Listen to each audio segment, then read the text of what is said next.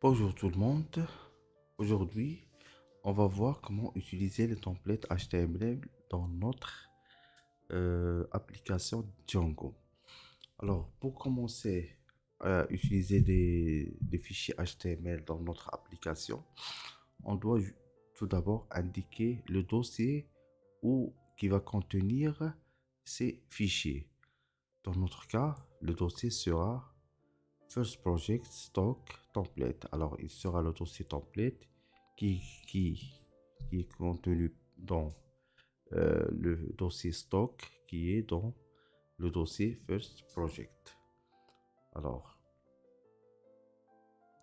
qu'est-ce qu'on va faire? On va créer un dossier template dans le dossier stock. Alors, dans le dossier stock,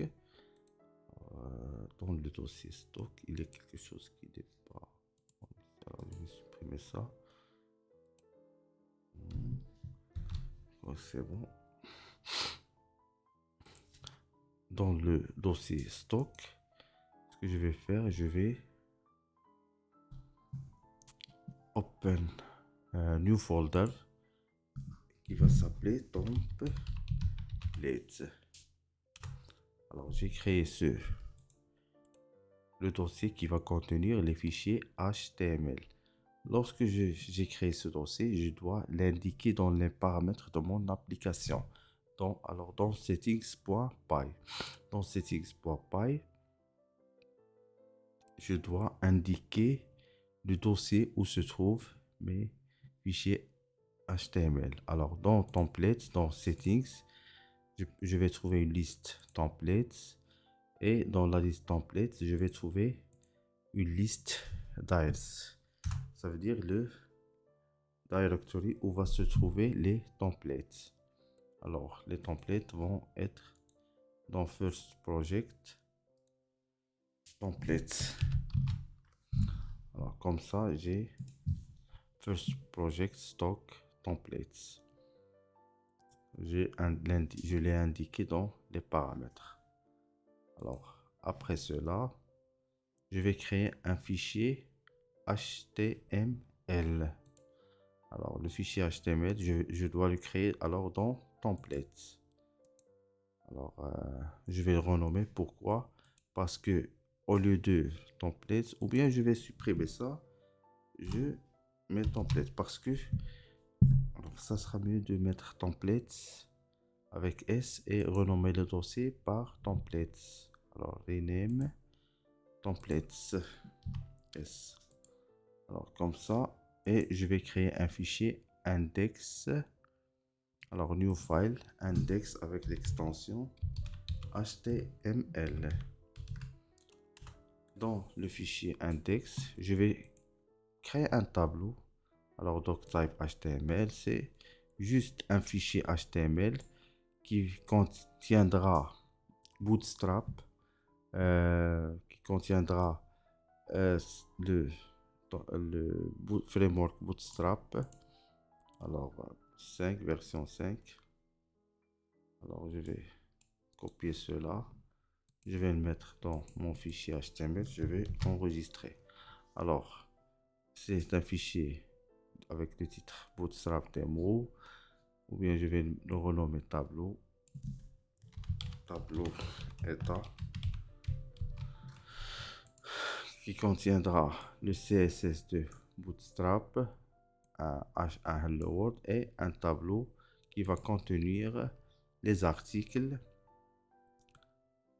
les entrées, les sorties et le solde.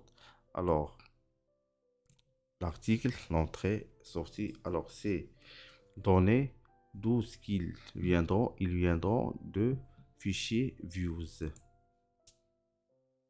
Alors, dans le fichier views, qu'est-ce que je vais faire? Je vais faire des modifications qui seront render au lieu de HTTP response, je vais utiliser la classe render. Alors, je vais dans la classe render, je vais envoyer la requête dans... Je vais prendre la requête et envoyer dans template index.html et je vais envoyer solde vers le template à l'aide de variable data. Alors, le variable data va contenir toutes les données que j'ai créées dans solde. Alors, je reviendrai vers mon fichier index.html et je vais créer une boucle dans ma table for the in data. Data, c'est le variable qui est importé depuis le view. Depuis le view état. Alors, qu'est-ce qu'elle va... des.article, elle va prendre l'attribut, le nom de l'article, et celui-là va prendre l'entrée et celui-là va prendre les sorties, alors que le dernier c'est le solde.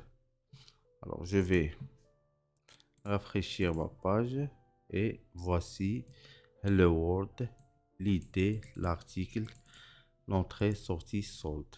La voiture, j'ai 10 entrées, 6 sorties et pour le solde j'ai 4. Alors que pour les autres, le pantalon 17, 7 et 10. Je vous remercie de votre attention et à la prochaine vidéo.